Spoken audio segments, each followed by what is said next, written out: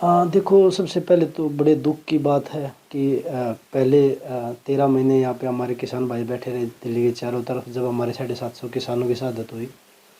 अभी पिछले 9-10 महीने से दोबारा से जो आंदोलन चल रहा है खनौरी बॉर्डर पे और शंभू बॉर्डर पे, उनके जब वो आ रहे थे शांतिपूर्वक आ रहे थे, आज भी वो 9-10 महीने से शांति प्रिय बैठे हैं। जब वो आ रहे थे उनके रास्ते में किले गाड़ी गई, पत्थर बैरिकेड लगाए गए, पता नहीं क्या क्या उनके ऊपर आंसू गैस के गोले, ओरिजिनल गोलियां चलाई गई उनके ऊपर। उसमें एक हमारा भाई शहीद भी हो गया था उस समय पे, शुभकर्ण जी। तो मतलब इस देश में हम बोल रहे कि भाई हमारा किसान अन्नदाता जो है, भाई कृषि प्रधान देश हमारा, और आज किसानों को जब देख रहे हैं तो हमें भी दुख होता है इस चीज़ का। और कल तो जो हमारे उपराष्ट्रपति जी हैं, उन्होंने भी बोला है कि भाई अगर आपने सरकार ने अगर लिखित में दिया था तो अब तक किसानों को एमएसपी क्यों नहीं दी गई है।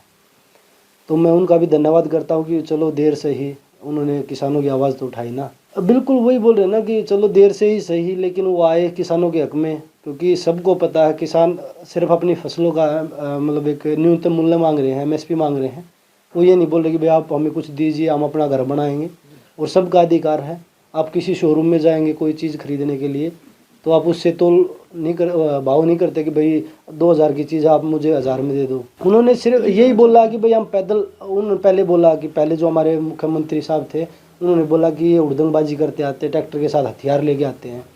तो अभी तो किसानों ने बोला कि भाई हम पैदल मार्च करेंगे दिल्ली तक हम। और डेमोक्रेसी का मतलब ये होता है कि भाई सबको अधिकार है अपने प्रोटेस्ट करने का, अपनी आवाज़ बुलंद करने का। और वो पैदल यात्रा कर रहे हैं और उनको तभी भी सरकार रोक रही है, तो इससे बड़ी दुख की बात क्या होगी। वो अब मुझे लगता है कि ऐसा लग रहा है जैसे किसान इस देश में रहते नहीं हो।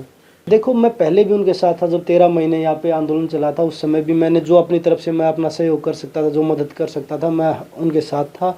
और पीछे जब वो शंभू बॉर्डर पे बैठे हैं जब भी मैं उनके साथ था, और आगे भी मैं किसानों के साथ रहूँ, क्योंकि मैं खुद किसान का बेटा हूँ। और जहाँ पे भी मेरी ज़रूरत होगी हम उनके साथ हर कदम पे उनके साथ खड़े हैं। और जो वो मेरी ड्यूटी लगाएंगे किसान, जो हमारे उनके जो सीनियर लीडर हैं, वो जो हमारी ड्यूटी लगाएंगे उसके लिए हम तैयार मिलेंगे। बड़े दुख की बात है, क्योंकि वो सिर्फ उन लोगों से मिलने जा रहा है जिनके ऊपर अत्याचार हो रहे हैं, कि भाई उनकी फैमिली से जो उस घटना में जो छोड़ के अपनी फैमिली को चले गए हैं उनसे मिलने के लिए जा रहा था। लेकिन बॉर्डर पे उनको रोका गया है। वो लीडर ऑपोजिशन है तो उनको अधिकार था कि भाई वो जाके मिल सके।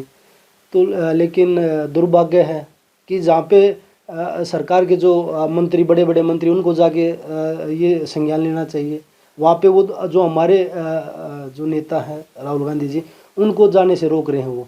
तो बड़ा दुख होता है ये चीज़ें देख के। पर आप कब तक रोकोगे? कभी तो आपको भी जनता जवाब देगी इस चीज़ का। देखो, मैं उनके ऊपर बात तो नहीं करना चाहता, क्योंकि उनको तो जनता ने ही नकार दिया था 2 बार। और वो मुझे लग रहा है कि भाई वो टीआरपी लेना चाहते हैं कि भाई खिलाड़ियों के ऊपर बोल के इधर से हम बोलेंगे तो उनको टीआरपी मिलेगी और लोग उनको देखेंगे। तो मुझे लगता है कि उन पे ऊपर बात करना मुझे नहीं लगता कि ठीक है। लेकिन फिर भी चलो मैं एक बात का जवाब दे देता हूँ। उन्होंने बोला कि भाई वो राजनीति करने के लिए आए थे। आप अलग से मेडल लेके आए थे क्या? आप बीजेपी में गए। अगर हमें राजनीति करनी होती तो हम भी बीजेपी में जाके कर लेते। हमें बीजेपी मना कर रही थी।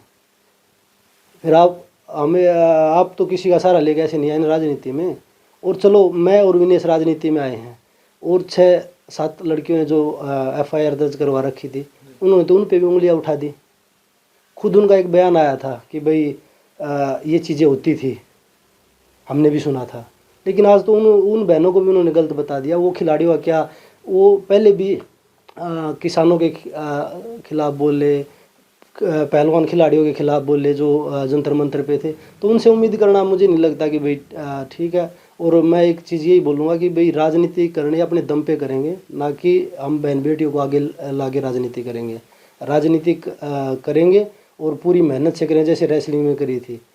तो आप ये चीज़ें आपको शोभा नहीं देती। आप एक अच्छे खिलाड़ी भी हैं और एक अभी आप एक पार्टी को भी रिप्रेजेंट कर रहे हैं, नेता हैं उनके। तो आप ऐसी बातें आपको शोभा नहीं देती कि आप कुछ भी अनाप शनाप बोलो और लोगों को भ्रमित करो। कि आप खिलाड़ियों के इतने ऐतिहासिक होते तो आप खिलाड़ियों के साथ जंतर मंतर पे खड़े होते, जब पूरे खिलाड़ी वहाँ पे खड़े थे। तो आप ये चीज़ें ना बोले तो अच्छा है।